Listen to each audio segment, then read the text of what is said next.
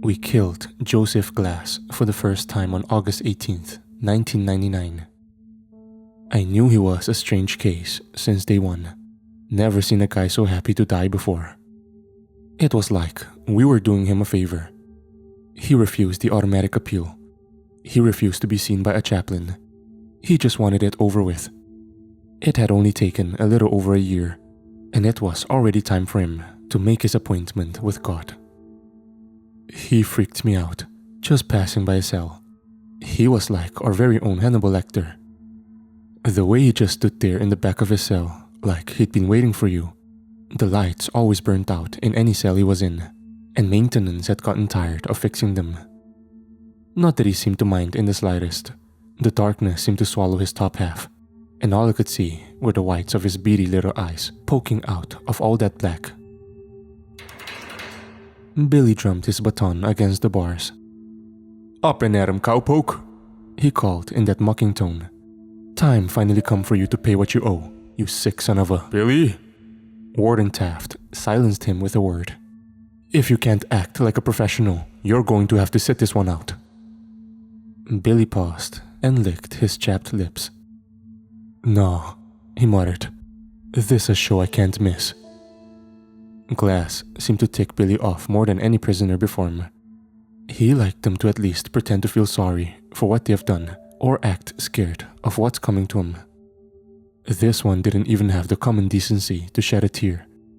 He was as stone-faced as a statue, even while being marched to the chair. Billy liked to joke sometimes that we ought to take the guy out back with some car batteries and really put the fear of God into him and get him to cut out that stoic act. I think he was only half joking. After what this guy did to those girls, well, Billy has a daughter, so I guess it struck a chord. We all watched them fry. The warden, his closest men, the thin-faced man representing the commissioner of corrections, the prison physician, the families of those poor girls. It couldn't have gone more by the book. Only oddity I'd noticed at the time was that the stench of death never quite left the close I'd worn that day. And then, the next morning, we came into work to see the whites of those beady little eyes staring at us from the darkness again. "Good morning, sirs," he said, just as he did every morning, in that airy, hoarse little voice. I'll admit it, I dropped everything I was carrying, stumbled back, stammered like a confused child. Hell, I almost screamed. You're not, you're supposed to be." "I don't know what you mean, sir." He leaned in, like he was trying to stare a hole through my chest. His tone almost sounded disappointed. "You never came for me. You promised me that yesterday would be the end, sir. But you never came. I waited all night long. Why did you lie to me?" Me and Taft looked at each other. We both had the exact same question on our minds. If Glass was still alive, who the hell did we roll into the morgue last night? "Jesus Christ," Taft gagged when he pulled back the cadaver cover, stumbling away. "It's Billy." I looked. I know I shouldn't have, but I couldn't help it. And I'll be forever haunted by the sight of my friend lying there on his back, mouth agape and cloudy eyes staring into the ceiling, open wide, as if he'd spent his last moments in a state of terror. The public never found out what happened. The cover-up story was that poor Billy had been taken by cardiac arrest. Internally, it was the scandal to end all scandals. Worst case of incompetence and negligence in history, they called it. They brought the hammer down on anyone even tangentially involved.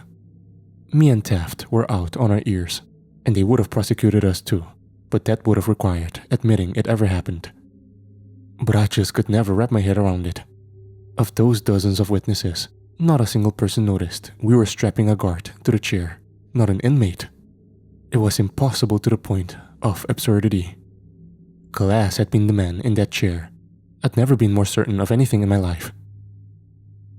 Some months later, I noticed power flickering off all over the city one evening. It was brief, so I thought nothing of it. At least, until I got a call from a familiar number the very next morning. I understand you are one of the staff who regularly worked with one Joseph Glass. We would like to consult with you about an evolving situation. Oh. At 7 p.m. yesterday, we attempted the execution of Joseph Glass for the second time.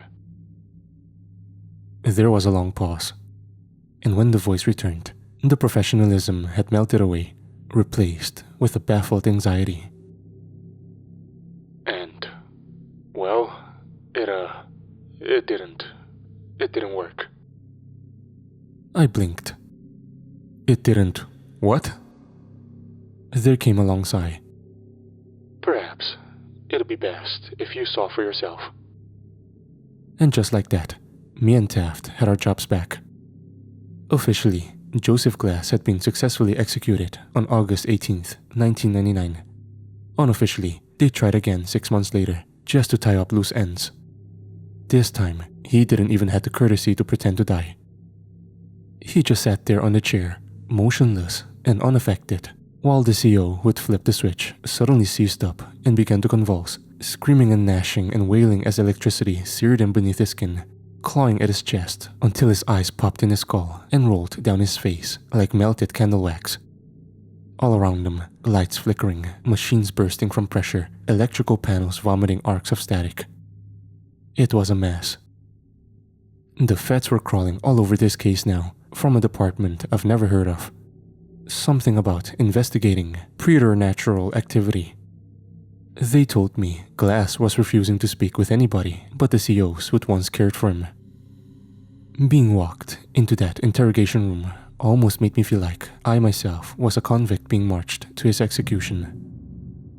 Glass was staring at me when I walked in, like he'd been sat there motionless, waiting for me.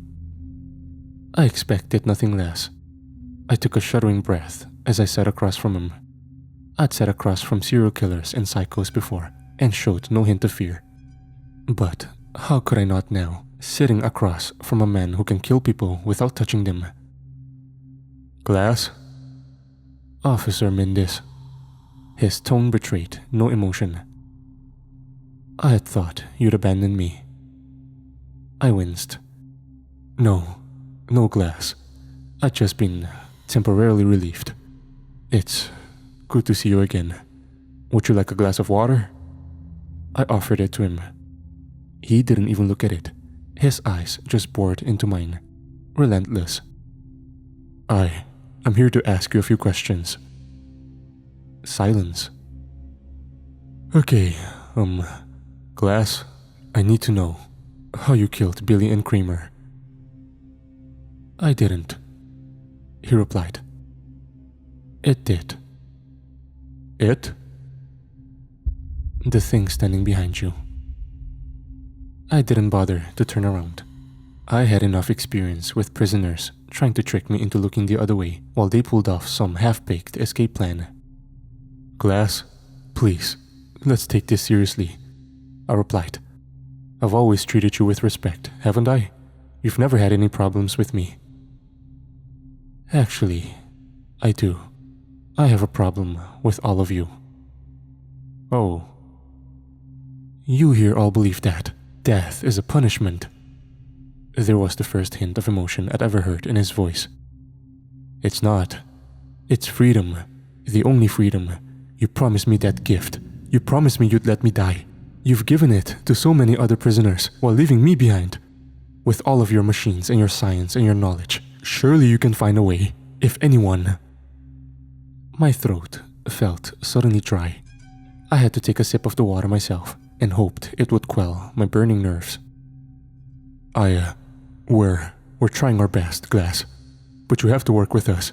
It may help if you told us what exactly is preventing us from executing you. He moved for the first time, leaning in so slow as to be almost imperceptible. It won't let me die. And that's when I felt a hand settle on my shoulder from behind. Everything stopped. My lungs stopped inflating. I swear, my heart stopped beating and my blood froze in place in my veins. And it all felt so cold. I could see the hand in the corner of my eyes, long and veiny and black. I could feel the breath on the back of my neck. At once mocked away, tears froze in headlights. Now I understood. I couldn't move. I couldn't blink. I couldn't think. I couldn't even take a single breath, even as my lungs began to cry out for air and my vision blurred and my thoughts melded together. All I could see was Joseph's eyes staring into mine. Those infinite fathoms of darkness, that Stygian sea that swirled and stormed and thundered in the blackness of his iris, and the eyes of things waiting a million leagues below the waters. And I would have suffocated there, too terrified to even breathe, if those agents in black had not called off the interrogation then and come storming into the room. Later, they showed me the tapes from the security camera. There had been nothing behind me, nothing placing its thin hand upon my shoulder. Nothing at all.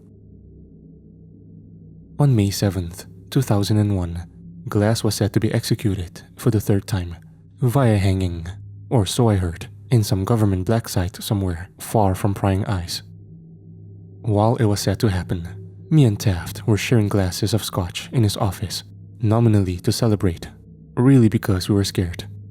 Taft always struck me as young at heart, despite his years, but this was the first time the warden had ever looked truly properly old. He watched the yard below as he had a drink. "Did I ever tell you why I chose this line of work, Mendes?" I shook my head, and he sighed. Back in '63, they found a woman's body in the back seat of a burnt-out car in some state park near my neighborhood. A prostitute. One of her Johns had chopped her up, burned all the evidence. And you know what got me, Mendes? Nobody cared. Nobody bothered to investigate. Who will notice one less hooker on the corner of 5th Avenue, right? It didn't sit right with me. The way I see it, Mendes, every life matters, even the ones we try and cast aside. Everybody's got people who love them, and childhood memories, and all that. Everybody deserves justice, no matter who they were. He set down his glass and looked me in the eyes. So I joined the force, got the case reopened, found the guy, and I watched him fry. And I like to imagine she was there watching too, as he burned. There was a tense moment, and then a chuckle. Course, that bullet to the hip in '71, I couldn't walk the beat anymore, but I've been just as happy here, watching justice be served. It makes me feel like there's some kind of karmic order to the world, like there's some justice. Good deeds and bad deeds get repaid in kind. It was clear there was something lurking beneath his words, some unspoken thesis. Eventually, with old, wrinkled, tired eyes, he said it. "I've thought about it, and if Glass doesn't die tonight, I'm finally going to retire, Mendes." He confessed. After what he did to those girls, what kind of order can there be in a world where a monster like that is just beyond justice? I was shocked. Warden Taft always struck me as an unmoving fixture. What would we do without him? "He'll die, sir," I promised. "It'll work this time. It has to." But he seemed deeply uncertain. With one last shuddering drink, he leaned forward. His eyes. He stared at my expression, as if desperate for me to understand, for me to know. Those things in his eyes. Haven't you seen them? And at that moment, Taft was yanked up out of his chair.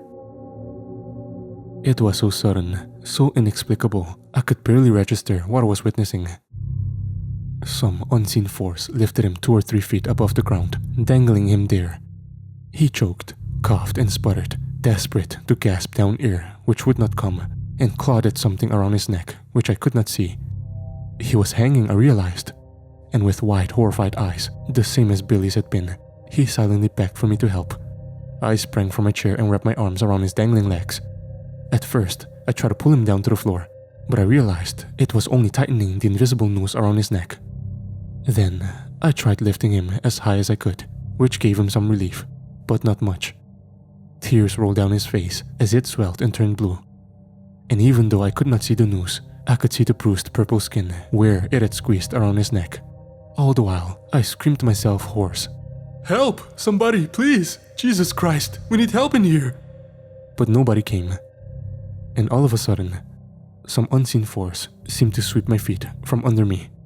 I dropped like a bag of bricks, but I was so startled I maintained my grip around the warden's legs. I fell and yanked him down with me, and his body suddenly jolted with a sickening crack. It took me a while to manage the courage to look up at him. His neck had been stretched far too long, and his head was bent to the side at almost a 90-degree angle. Eyes wide, round, and bloated tongue hanging from dry lips. And then, whatever force had suspended him disappeared, and his body fell upon me while I screamed and screamed. I came bursting from his office to find my coworkers casually chatting and working just outside. Somehow, despite all my screaming and begging while Taft was dying, none of them had heard a thing. I took a page from Taft.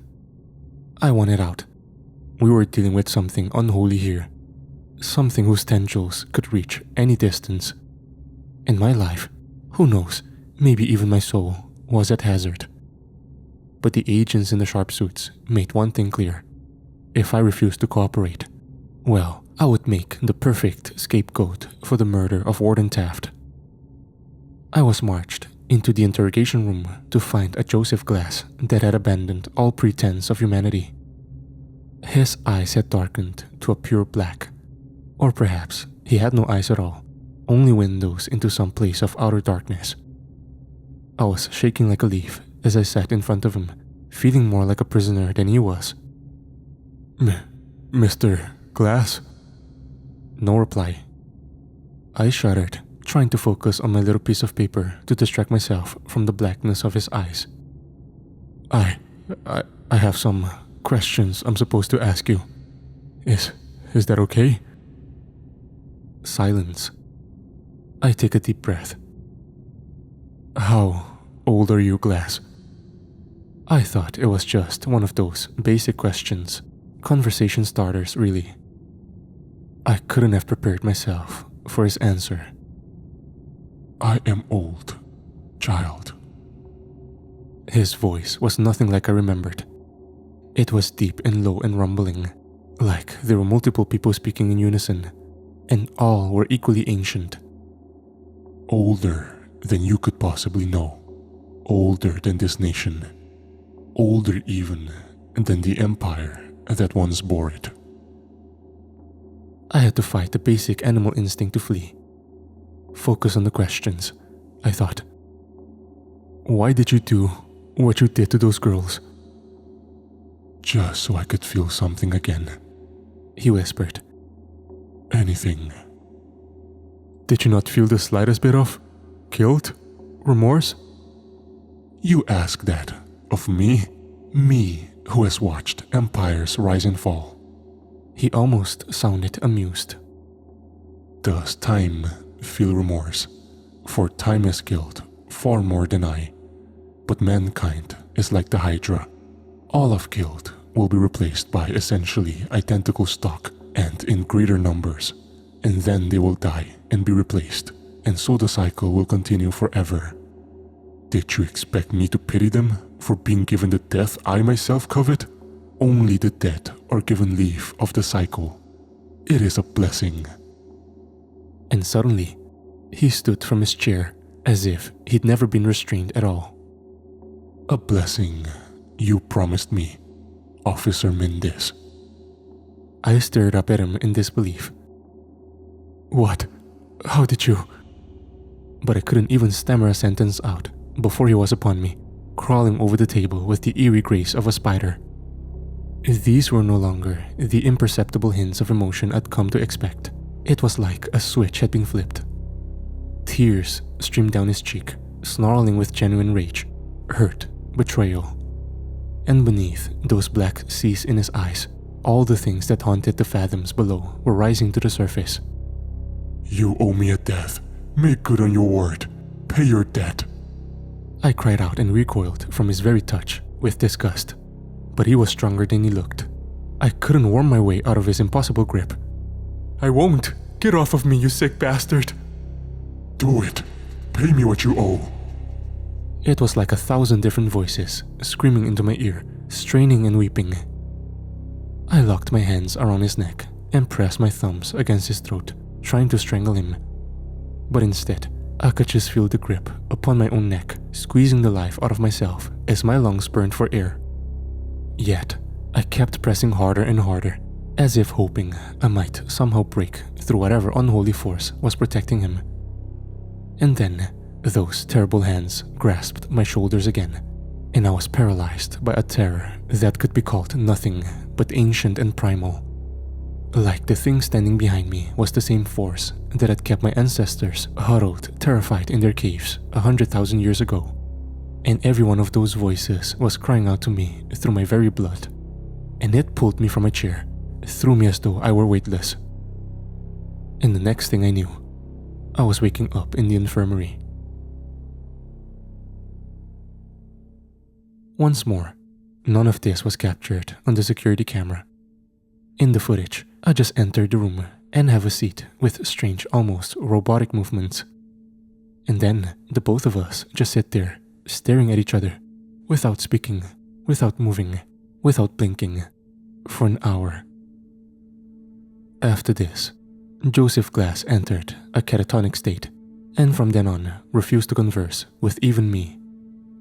Now that my usefulness had ended, the agents discarded me like yesterday's trash. Don't even seem to care if I tell anybody. Who would believe me? I thought I'd gotten lucky, that my nightmare was over. I couldn't have been more wrong. Go sorting through any public records, and you won't find a single mention of the name Joseph Glass. They've squirreled him away in that off-the-books black site and scrubbed away every other trace of him. I'd say he'd been unpersoned, if indeed he could ever be called a person at all. But they're still trying every execution method in the book. I don't know quite why. Maybe it's for research. I'm sure the US military would love to find the secret to making its men as unkillable as Glass. And besides, they're not the ones who have to deal with the consequences. On June 3rd, 2005, they tried a firing squad. I know this because me and my wife were out on our second honeymoon, slow dancing by the lake at night to our favorite song when I felt a wetness against my chest. I looked down to see her eyes as grey and dull as foggy glass, and her chest shredded to Swiss cheese by rounds that made no sound. On December 23rd, 2012, they tried lethal injection. That was the day they found my son's car wrapped around a tree, and baffled coroners discovered that he was dead before the accident even occurred. His bloodstream polluted with Pavlon and potassium chloride. It's been years since I've isolated myself from everyone I knew, hermiting away in this cabin out in the middle of nowhere. And yet, the stench of death still follows me. Just a couple years ago, I found a news report mentioning my nephew. Apparently, he'd been found completely exsanguinated, his veins emptied utterly despite no signs of a struggle. God knows what kind of arcane methods of execution they're trying by now. He's not going to let me walk away from this, not while I still owe him a debt. But I've been doing some research too. Research into those untold legions of things I witnessed staring up from that blackened sea in Glass's eyes. I've learned things men were not meant to know. Practiced rites, assembled tools, ingredients, and I think I know where they're keeping him. Even though they blindfolded me, I counted the second between every turn on our way to the black site. And I've since spent weeks watching the place, cataloging every entry point. Maybe I'm slipping into madness, or maybe I've truly found a way to put an end to the horror, to finally give this monster the justice that Taft would have wanted for him. Joseph Glass had been right about one single thing. I have to pay what I owe, even if it kills me.